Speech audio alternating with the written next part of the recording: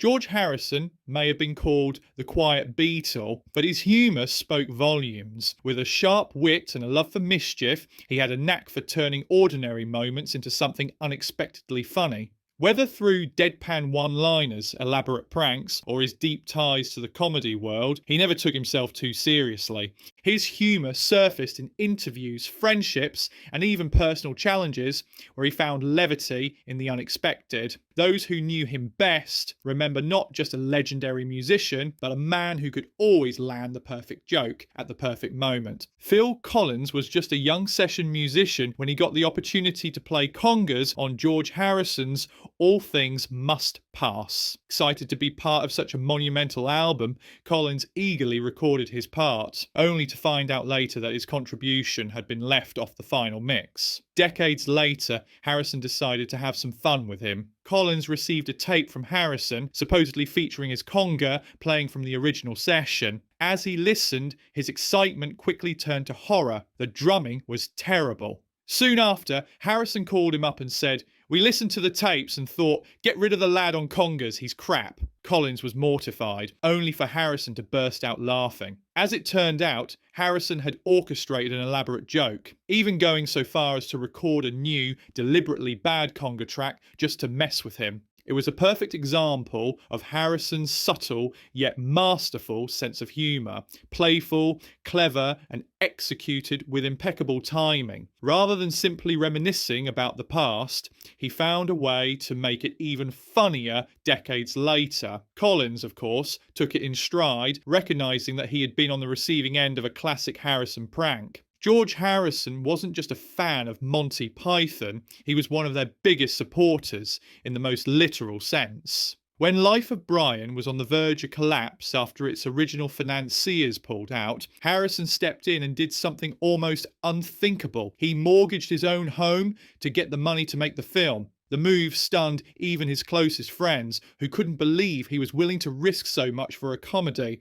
When asked why he did it, Harrison simply replied, "Because I wanted to see the movie." His reasoning was both charming and absurd, perfectly in line with Monty Python's own brand of humour. It wasn't about business or profit, it was about making sure something he loved existed in the world. Eric Idle later joked that Harrison's investment was the most expensive cinema ticket ever purchased, and in many ways it was. But for Harrison, who had always been drawn to the spirit of rebellion and absurdity in Python's work, it was worth every penny. His love for comedy ran deep, and in true Harrison fashion, he backed it not just with words, but with action. By the mid-1970s, George Harrison had grown weary of Beatlemania and the relentless attention that came with it. So when he found himself invited to a Beatles tribute event in Hollywood, he saw an opportunity for a bit of fun. Rather than attending as himself, he decided to go in disguise. Dressed in a wig and a fake moustache, Harrison blended into the crowd, watching as people celebrated his former band without realising he was standing right next to them. He moved through the event unnoticed, amused by the fact that he could be so close to the action without anyone recognising him. It was the perfect irony. One of the most famous musicians in the world was effectively invisible at a party thrown in his honour. There's no record of whether he ever revealed himself that night, but that was beside the point. The joy for Harrison wasn't in being recognised, it was in pulling off the prank.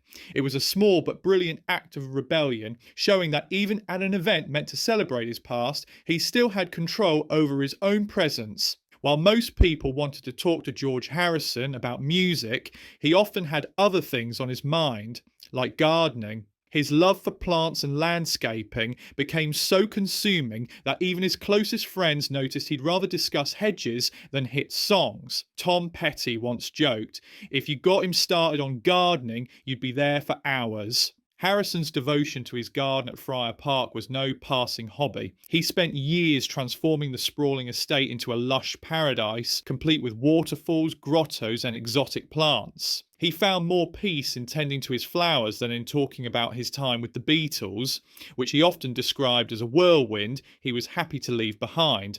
In fact, his autobiography, Mine, was famously dedicated not to bandmates or fellow musicians, but simply to gardeners everywhere. For Harrison, Music had been his job, but gardening was his true escape. While others saw him as a rock legend, he seemed far happier getting his hands in the dirt, proving that sometimes the quietest passions are the most meaningful. George Harrison had a deep love for the ukulele, and he often carried one around, whether at home or on tour. But it wasn't just a musical instrument to him, it was also a source of light-hearted mischief. According to Paul McCartney, Harrison would play the ukulele endlessly, sometimes just to annoy him. McCartney recalls that George's devotion to the instrument could be relentless. During long sessions or downtime, Harrison would start strumming away, playing simple tunes or just experimenting with the sound. It wasn't that McCartney didn't appreciate the music, it was more that George seemed determined to get a reaction by playing it for hours on end. The two often spent hours in close quarters, and Harrison's ukulele became a bit of a running joke between them. Harrison's light-hearted persistence with the instrument was an endearing quirk, demonstrating how he could find humour in even the simplest things. It wasn't just about the music, it was about the joy of making others laugh or even groan with something as innocent as a few chords on a tiny instrument. For Harrison, the ukulele was as much about fun as it was about song. From the very beginning of the Beatles' recording career, George Martin was the band's steady guiding hand, but even he wasn't immune to George Harrison's sharp wit. Early in their sessions, Martin asked the band if there was anything they didn't like about the music or the way things were going. It was an open question meant to encourage feedback, but Harrison, never one to miss an opportunity for a quick quip, seized it with perfect timing. Without hesitation, Harrison shot back, "Well, for a start, I don't like your tie." Martin, known for his calm and professional demeanour, couldn't help but laugh at the unexpected jab. The moment perfectly encapsulated Harrison's knack for dry humour, which often surfaced at the most unexpected times. It was his way of breaking the tension, lightening the mood, and maintaining a sense of fun, even in the midst of serious studio work. Harrison's irreverent wit was just as much a part of his charm as his guitar playing, and this off-the-cuff remark was one of many that showed he wasn't afraid to keep things interesting, even with the likes of George Martin. George Harrison was no stranger to fan mail, but one particular letter from a fan asking for money caught his attention in a way that only he could respond to. The letter, from a young fan who was hoping for a $100 donation to buy a sitar, could have easily been dismissed, but rather than simply ignoring the request or sending a generic reply, Harrison decided to have a little fun with it. Instead of sending money, he responded in his signature playful style. He drew a sketch of a woman named Mary, claiming that he had just lent her his last $100 and couldn't spare any more. The drawing was simple, but the humour was unmistakable. Not only had he declined the fan's request, but he had also done so in a way that turned the situation into a small, whimsical joke. Harrison's response perfectly embodied his laid-back approach to life. He never took things too seriously and found humour in the most unexpected places. The fan, likely expecting a polite but standard reply, must have been both amused and surprised by the creativity and wit Harrison brought to the interaction. It was a small, simple gesture, but it reflected his personality perfectly: kind-hearted, playful, and never without a touch of humour. In the early days of the Beatles' fame, their hairstyles became as iconic as their music. By the time they toured the US in 1964, their famous mop tops had become a part of their public image, sparking both fascination and ridicule. At one point, during a press conference, a reporter asked the band if they planned to get haircuts while in America, referring to their long, scruffy hair. Without missing a beat, George Harrison responded dryly, "I had one yesterday." The response was classic Harrison, deadpan, humorous, and completely unexpected. He didn't indulge in a serious conversation about their appearance or the media's obsession with their looks. Instead, he turned the question on its head, subtly mocking the absurdity of the constant scrutiny. Harrison was never one to shy away from pointing out the silliness of fame, and this witty remark was a perfect example of his ability to maintain his composure while still having a bit of fun at the world's expense. It wasn't just a joke about hair, it was a subtle dig at the constant pressure they were under to conform to expectations, a reminder that George was as much about challenging norms as he was about making music. George Harrison's relationship with LSD was complex.